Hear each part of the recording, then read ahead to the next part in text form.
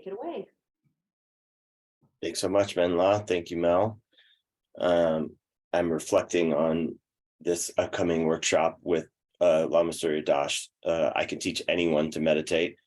Um, and I feel like my title should be, I could maybe teach people to meditate or something to that effect today. Um, I've spent a lot of my life teaching people how to meditate. I don't feel as confident by any means as he might, but yeah, I've definitely worked with some interesting populations, from athletes to at-risk kids, teaching meditation. And I'm very excited to help out and support and sort of share a little bit of my journey on the practice of Dzogchen and how it might apply to you, and to really to practice together. I don't presume to be any kind of Dzogchen master, but I do believe that this is such an awesome and powerful practice that having opportunities for us all to practice together, in particular for different people to lead by example of what's been great about their practice. And so I thought I'd get into some of that today. So thank you guys very much for having me. And as Lama likes to say, sit back, relax, and enjoy the ride as we practice together today. Let me set it up a little bit. So I remember before I met Lama Surya Das, I had this, I was sort of looking for a teacher. I was looking for someone to help deepen my practice and guide me. I have been a lifelong fan and student of Ken Wilber's work and all things integral. And Ken Wilber was doing a talk with this guy named Lama Surya Das I'd never heard of before. And they were just chit-chatting and talking about spiritual practice. And one of the things that Lama said in that conversation really, really hit me. And in his typical sort of New York language that I can't replicate, he said something to the effect of, there are too many spiritual events. There are too many holy man jams. There are too many people trying to have a weekend workshop where they go off and, get enlightened for a moment or something like that. And then, the Monday morning reality hits. And I think that's true for many of us. He's like, that's not what I'm interested in. I'm interested in growing people who want to live not a spiritual event, but a spiritual life. And something about those words really stuck with me of, yeah, I think that's what I need. I think that's what I want. I think that's what I'm looking for, is this sense of how to live a spiritual life and how to be in a practice of living up to a spiritual life, whatever spiritual means, right? So the more that I immerse myself in different kinds of practices, I think you can only really get to a quote unquote spiritual life through practice. And in particular, what I would call a life of practice. That Dzogchen is sort of like a foundation that lays the groundwork for all other practice that I can be in. But it's actually much like, to have an integral life, to have a spiritual life, really requires practicing across the board with everything, every aspect of who we are, every aspect of our humanity. Like, how do we not just take this practice to be spiritual, but how do we take it to be human? How can we take what we're learning from this practice and bring it back down into the bones of who we are, and day in and day out? I don't always feel like I have questions for that, but I do feel like the more I practice, the easier the answers come. So then the question becomes, if we're living a life of practice, at least for me, what's that building? And just take a moment for yourself to consider that, like, in your practice of Dzogchen or your practice of life, whatever you're in, what are the muscles that you're trying to build that enable you to live a more awake, conscious, spiritual life?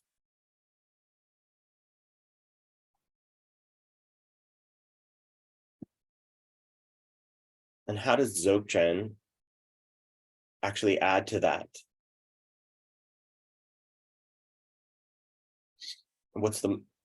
If we're talking about muscle building, I think it's actually helpful to get a little bit more pinpointed and calcified about what are these muscles that we're trying to build in ourselves, and how do we, as those muscles come on board and as we flex them more, how does that support the rest of our life outside of town hall?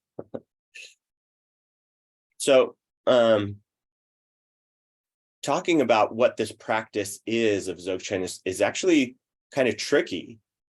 There's a lot to it, as you guys might have experienced. But to me, there's primarily three sort of muscles that I've noticed after practicing Dzogchen for a long time. One of them is sort of a foundational meditative muscle, we could say, which is just returning to a point of attention over and over and over and over again.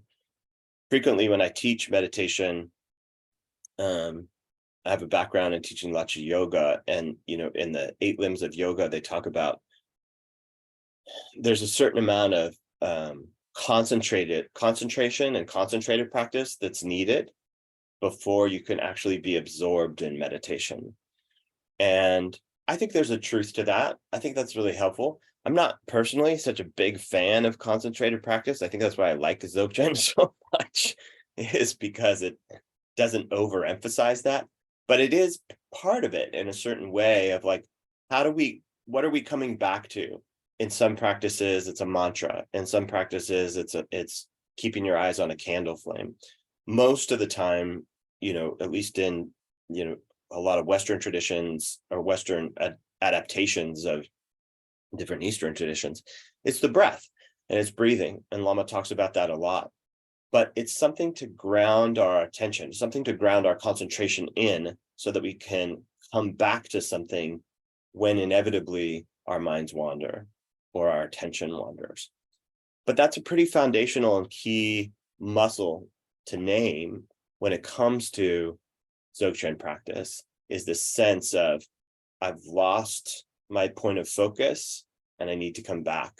I love the word that Lama uses for this of mindfulness, reminding ourselves what we're doing and why. The second muscle that stands out to me, though, that we've all heard him say if we practice with Lama, is awaring,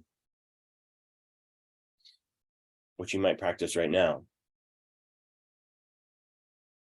Awaring, meaning taking awareness of awareness and turning it into a verb. Getting back up and out of the daily hubbub, the daily drama, and stepping back and looking who's looking, seeing who's seeing, hearing who's hearing. And this practice of awaring has an incredibly transformative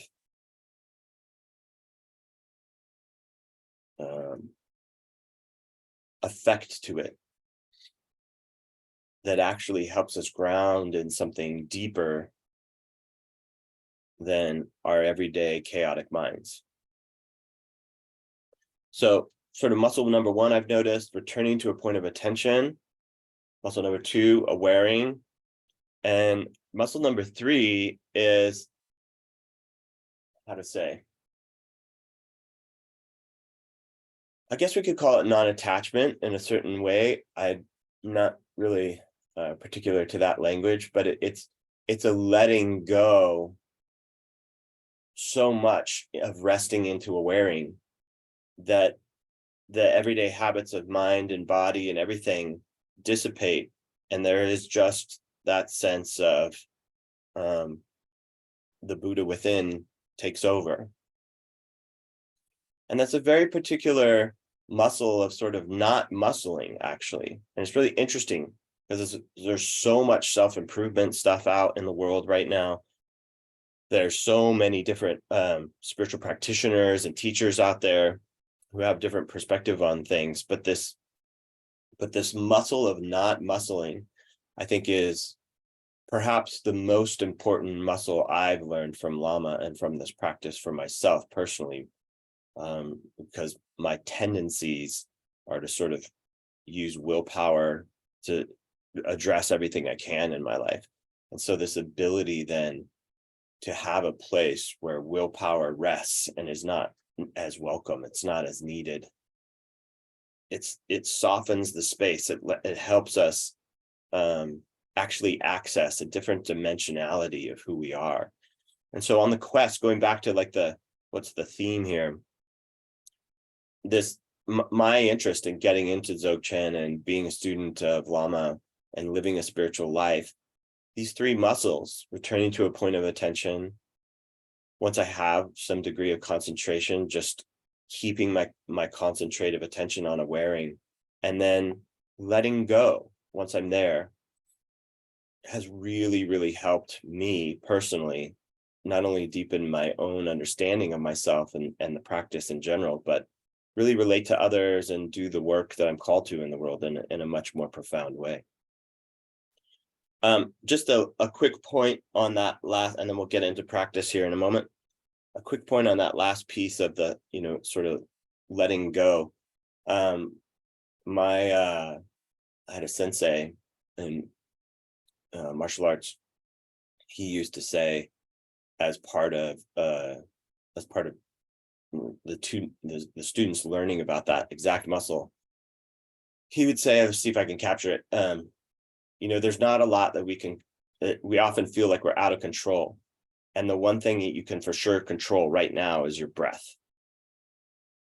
And he said, and if you're really good over time, you can learn to control your breath more and more and more. And as you learn to control it, then you can learn to control your body. And if you're really, really good over time and practicing to learn to control your breath and your body, then you can learn to control your emotions. If you're really, really good at learning to control your emotions over time, you can learn to control yourself. And if you're really, really good at learning to control yourself over time, you'll realize how pointless control is. And I think about that a lot in terms of, this practice. Is it's like, if I'm efforting too hard, I'm sort of missing where it's going. So keep that in mind as we practice today. And let's get into practice. And keep in mind, it is a practice, so no expectations of any kind of mastery for anybody, including myself here. But it's just a remembering of yourself. It's a remembering of Sangha. It's a remembering of, what lights you up in the Dharma. It is a hard thing to capture what we're practicing here and why. But let's look, let's look together, mostly at the one who's looking. Before we do, Mel, can you pull up those prayers and we'll start with those?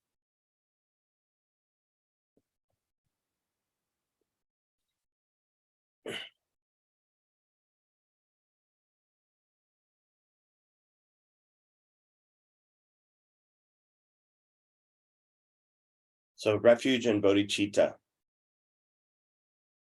in Buddha, Dharma, and supreme spiritual community, we go for refuge until fully enlightened.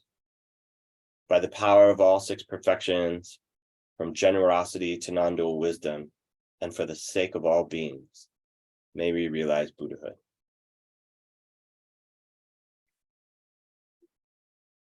And could we do that other, I'm going to have it up and can't remember the longer one, Mel, when you have a second.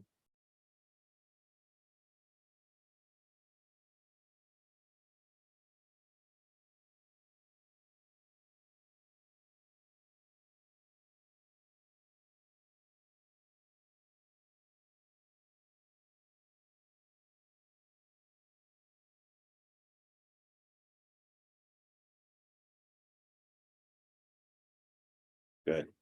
I love this one. It really calls to the spirit of practice and the call of, practice being about beyond just what you want or just what you need from practice.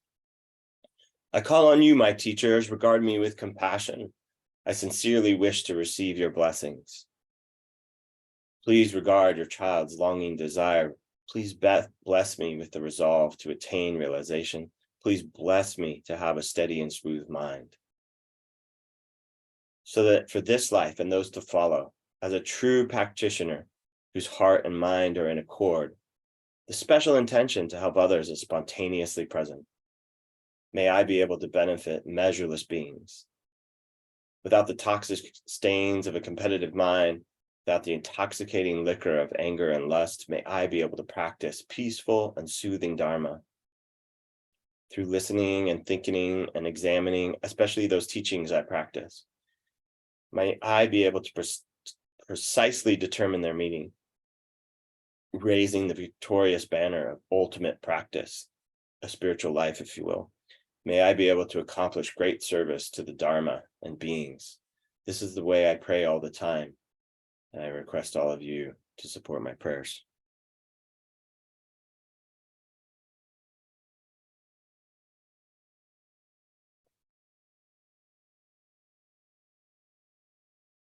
So go ahead and settle in, however you best settle in for yourself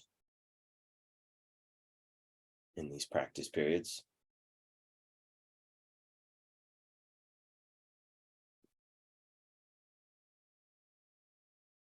And I'm reminded how sometimes Lama will talk about sort of three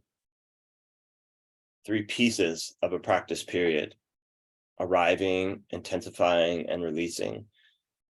So first, let's all arrive together with a couple deep breaths. If you're sitting, finding a nice straight spine, finding that middle way of not too uptight, still comfortable, and still relaxed, still upright.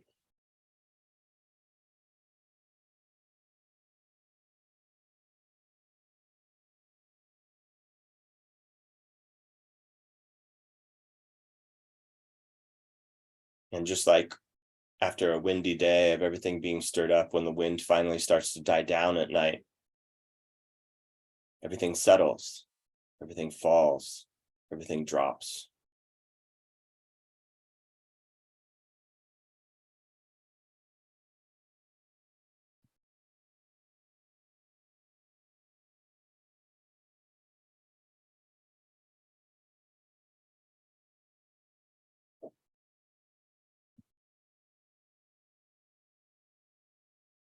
You can kind of scan through your body briefly and just notice if there's any particular parts of yourself that feel uptight or tense or clenching. Take a breath into those parts.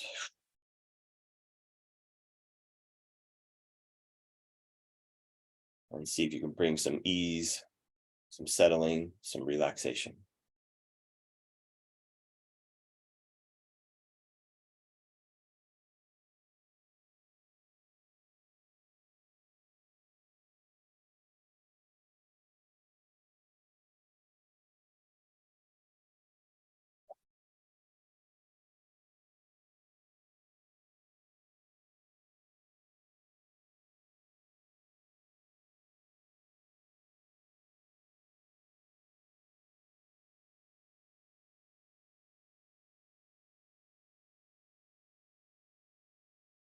In this period of arriving, in this period of settling,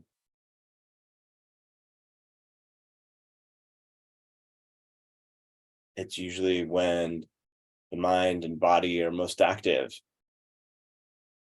And the practice isn't to belittle yourself because of that. It's sort of normal. It's just noticing what's clouding the clarity. It's noticing actually what needs settling.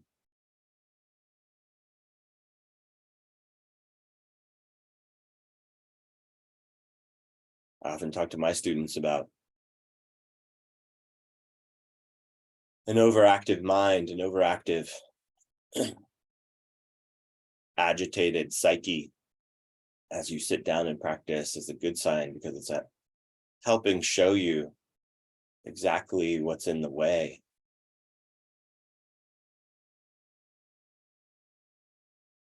of the ease and relaxation you're looking for. It's helping show you perhaps what needs breathing out,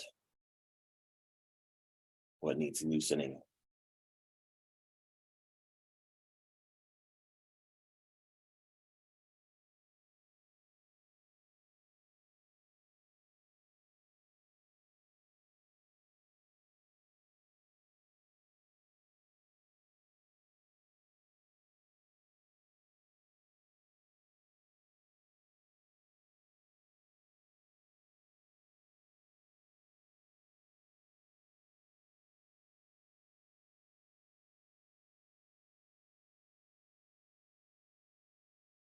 And I love this language in Mahamudra of a middle way, that it's not just relaxing, it's not just settling so much into the practice that we want to take a early morning nap. That attention comes with it, that wakefulness and mindfulness of what are we doing? Why are we practicing this? Not just perhaps some of the muscles I named earlier, but reasons more true to your why of practice, your deep reason for practice. The reason you keep coming back over and over and over again to sit down like this and bring attention to attention.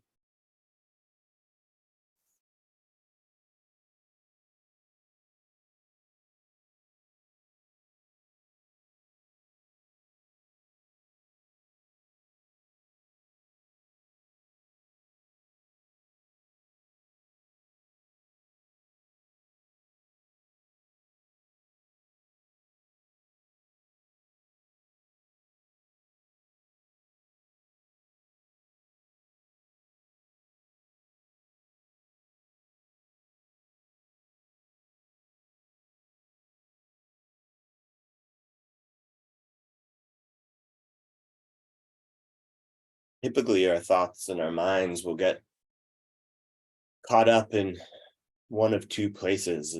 It's my observation that the mind primarily is interested in the past and the future. So to the extent that you're running a story inside your head as we practice about anything that's happened earlier today, yesterday, earlier this week, earlier this month, take a deep breath.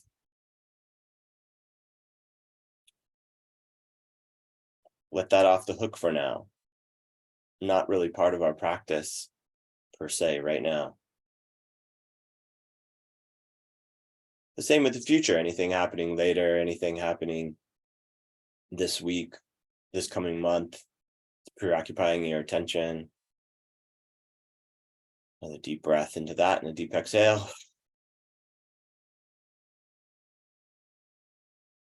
Just to let that go.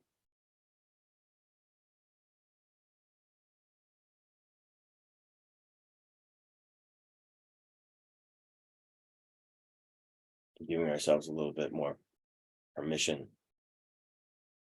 to attend to past and future at a later time, but not for now. And speaking of now, we often have this idea that we should be in the present moment. We should be much more in the now as part of practice. And I often wonder if that actually helps us practice being in the now. So even this notion that we should be more present, that we should be more now, what if we take a breath into that and breathe that out?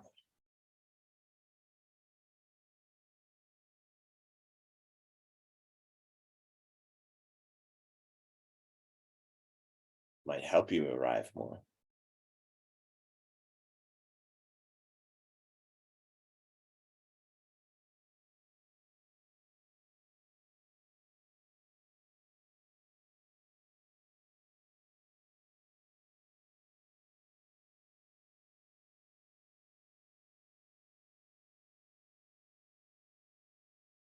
So this quality of arriving more on the spot, on the dot, as we are.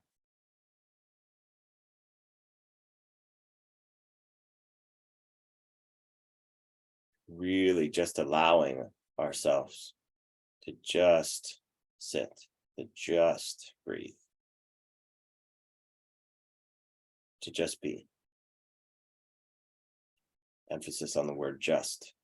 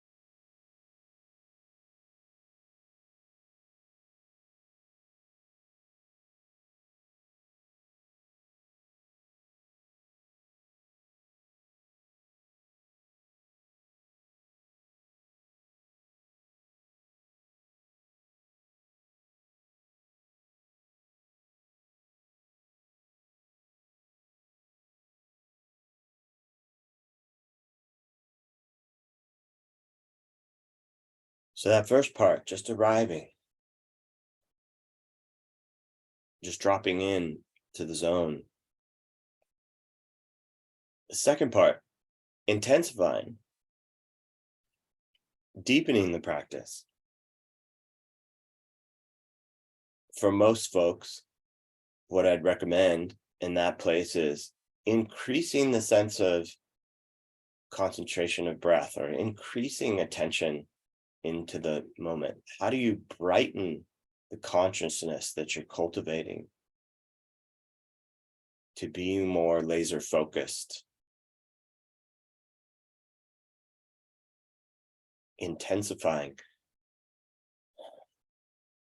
I'm not going to say don't be relaxed, but almost how do you make that relaxation backwards that we just arrived at? How do you intensify that? For some, for most, probably it's increasing concentration on the breath and the moment while inhaling, really just only inhaling, while exhaling, only just really exhaling. So feel free to stay with that. Another way of thinking of it, though, is increasing and brightening the consciousness of awareing. Returning over and over and over again. No matter how many times we falter, no matter how many times we're distracted. It's not about having perfect attention. It's about flexing the muscle of coming back.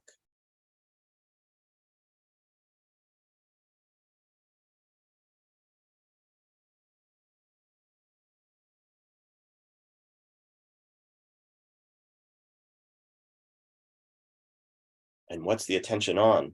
It's on attention itself.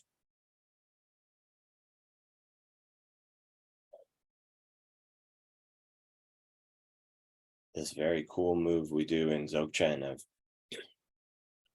looking at the looker.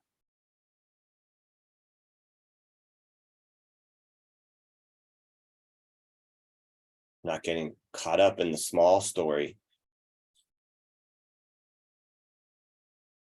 in the relative realm, but backing up to the absolute, getting up top in the movie theater where the projection is coming from,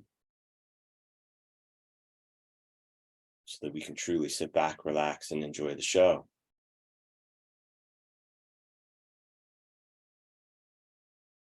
That meta move of stepping into, to me, what feels like the cosmic background radiation of the entire universe, but it's awake, it's alive, it's awareness in all things, in all places, in all times.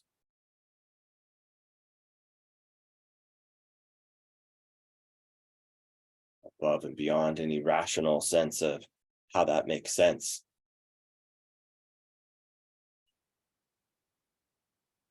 As you intensify, as attention does a U-turn and looks upon itself,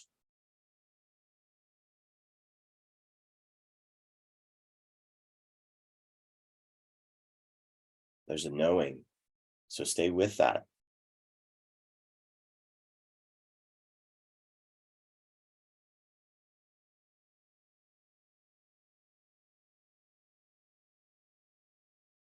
Intensify that.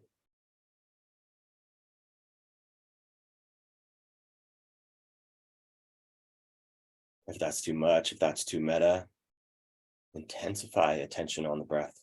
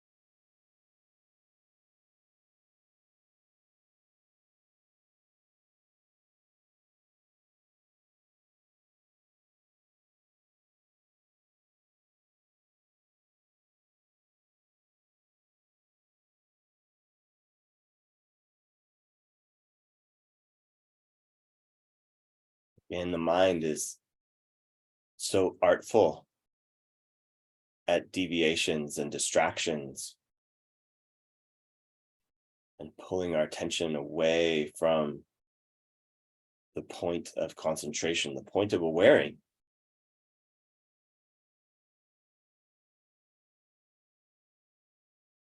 So use to the best extent you know how some of those cutting through, seeing through, being through and through muscles to keep arriving back.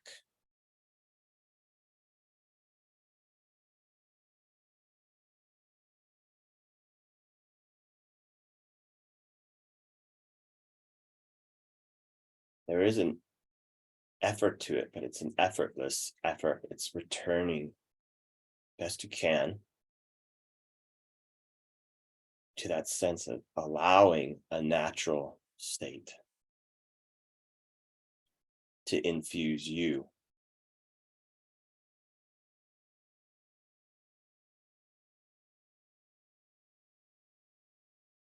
Allowing a wearing in.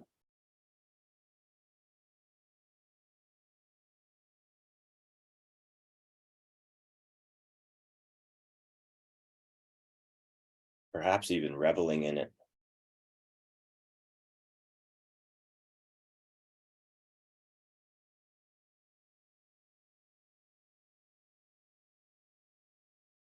Like, what a delight that this is our practice.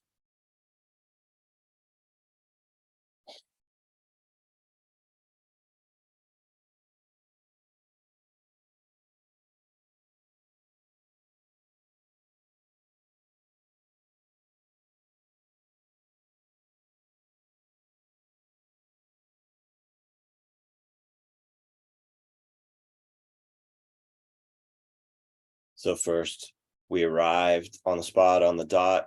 Second, we intensified. The third part of each practice round, releasing.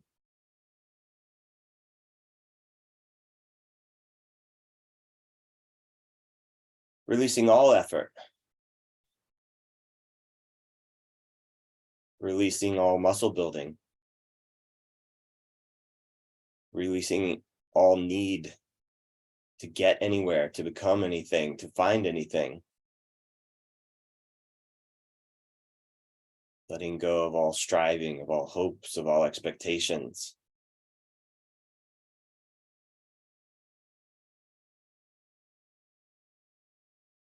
Resting in the essence of it all. When Lama talked about letting things come and go,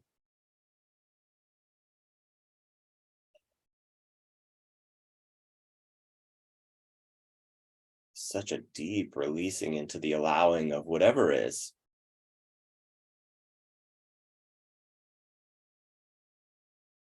If your mind wanders and goes all wonky during this part, releasing into even that.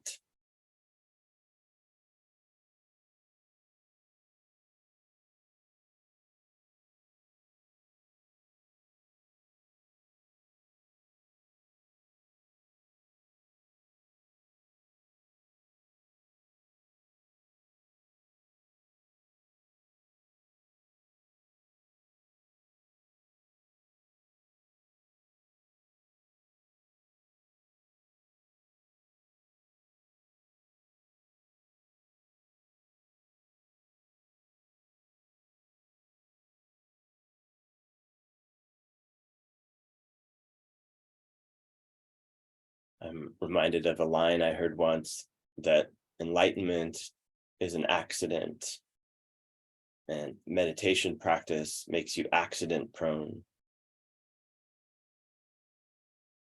And releasing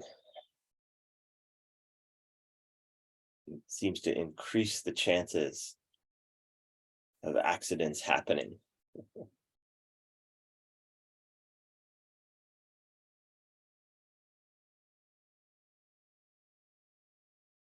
The more we're trying to cling to something, the more we're trying to grasp something, the more likely we are to get rope burn, holding on too tight.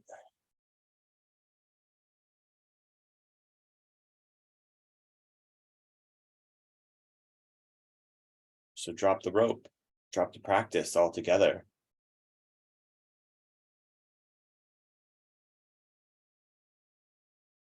Practice of non-practice.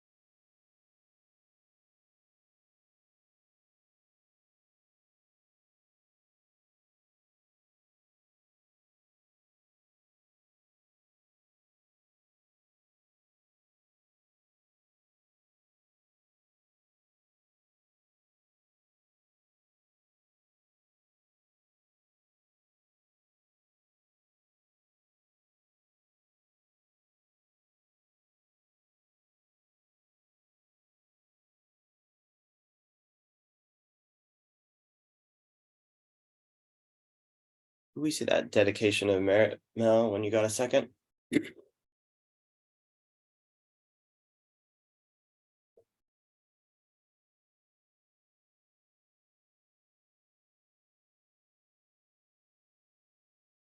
By the power of this meritorious practice, may the real enemies, our own projections and misdeeds, be overcome, and sublime realization fully attained.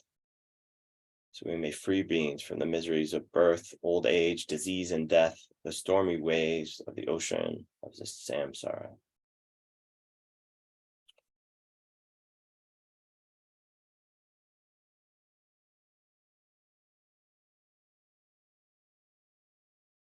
How we doing out there? Thumbs up, thumbs middle, thumbs down. Good, good, good.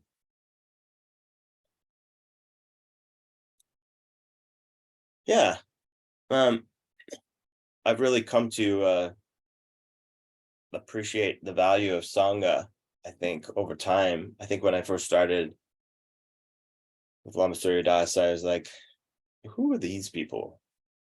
Why do we have to talk? We actually don't talk on retreat. And the more I practice, I feel like I know all of you better than some of my friends, having practiced in this Sangha for so long, and we've never talked. It's an interesting way in which practice brings together. But just from this vantage point, from this side of things, yeah, I just wanted to share today some of the pieces of the puzzle for me that have been so powerful about Dzogchen, in the hopes that they might light up something in you, and give you a sense of how I practice, and let us practice together and see what unfolds.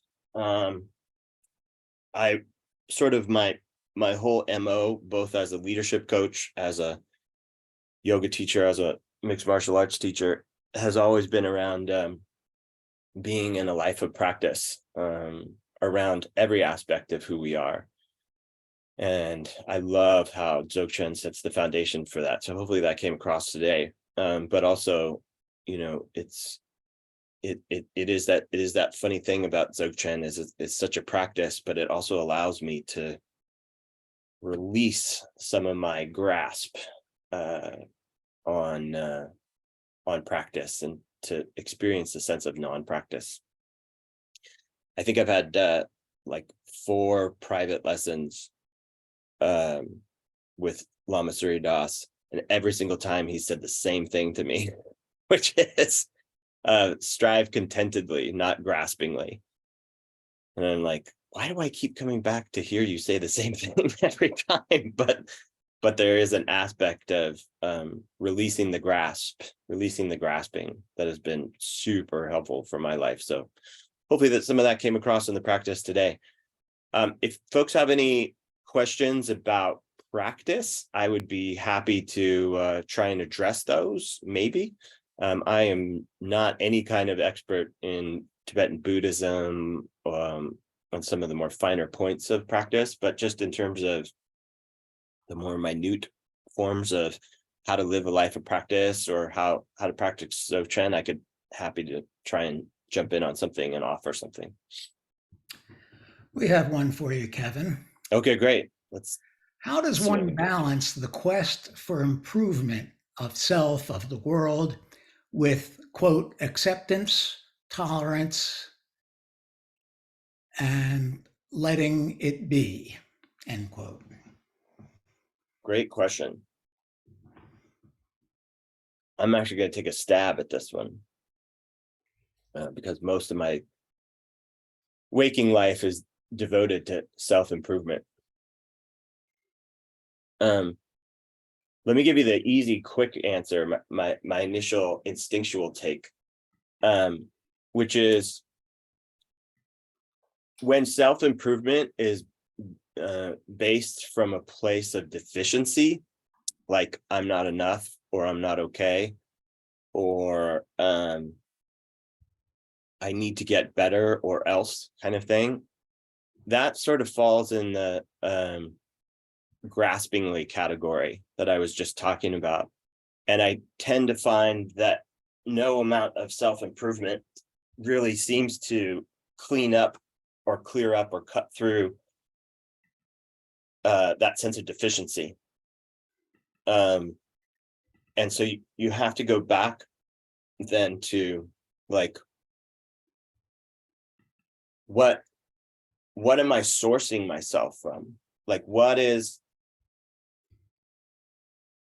how do I put a foundation to build a house on? Because I'm tired of building a house that falls down. And it's because there's no foundation. So for me, at least, and certainly for a lot of spiritual teachers that I've studied with, Lama included, I think when you can source yourself in a wearing, when you can source yourself in Rigpa, when you can source yourself in something that's larger than you, that is unflappable. Well, that was an interesting word I did not hear I think I was going to say on this call today. When you can source yourself in something that's unflappable, it actually allows self-improvement to be built upon something, to grow the aspects of yourself. Another way of thinking about this is, I love this about the Dzogchen teachings is, there's some of you, if you've been on retreat, you've more than likely seen Lama share the slide of, climbing up versus swooping down. Some people are like climbing up the ladder or climbing up the mountain, however you want to think about it. And I often think about that as self-improvement. Like, that's quite arduous. It's quite difficult. Versus Dzogchen is sort of starting at the top. It's using the pointing out instructions. It's using the pith instructions to, for lack of a better way of saying it, trick your mind into the enlightened state. And then from that place of source, of being awake, to actually work out the kinks of an everyday life in such a way that you're swooping down the mountain and you're coming back into your world from a place that's sourced. And so when self-improvement then is sourced, instead of coming from a place of deficiency of I'm not enough and I never will be enough and I have to constantly improve myself, it just adds such a different quality, and it adds so much sustainability to the kind of muscles we're building as humans. But I think that this is really part of the Dzogchen practice, and actually on point for the topic that I was trying to bring today is this idea of living a spiritual life. It's like, I'm just finding the language for this recently. When I've been teaching yoga, it's like, when you connect to the source that's beyond that, it sort of shows you all the places where there's a gap in where you're sourced. And then as you, like ironing out sheets or ironing out clothing, as you iron out the wrinkles of that, it makes it helps it stick more. It actually helps the essence of who you are in your way of being in daily life gravitate towards something. But if the iron that you're using is a sense of deficiency and lack, it's like splashing the water. It's just creating more ripples, trying to smooth it out. It doesn't really work. I don't know if I really just answered your question or just made up a bunch of nonsense in my head, but I hope that went somewhere. I hope that was helpful. At least that's how I think about it. Thank you, Kevin. That was great. Mel, are there any more questions? I think we handled the questions. All right. Great. Well, Kevin, thank you so much for that great talk and suggestions, and sharing your personal practice is always helpful. So appreciate it so much. And thank you to all of you for attending today, and all of you that come to our events. We appreciate it and hope you will sign up for the ones coming up. Remember that we are a nonprofit organization, so any donations that you can make are greatly appreciated to keep Lama's mission of transmission going. So with that being said, we will hopefully see you next week, and come to the retreat. Take care, everyone. Have a great day. Thank you, Kevin. Thank you, Mel. Thank you all. And thanks to Lama for always being there for all of us in these times. This is such a great opportunity for all of us to practice and to be together. Despite everything crazy happening in the world, this is a place of sanity. So I hope you guys keep coming back to these. Thanks again for tolerating me today. Cheers all.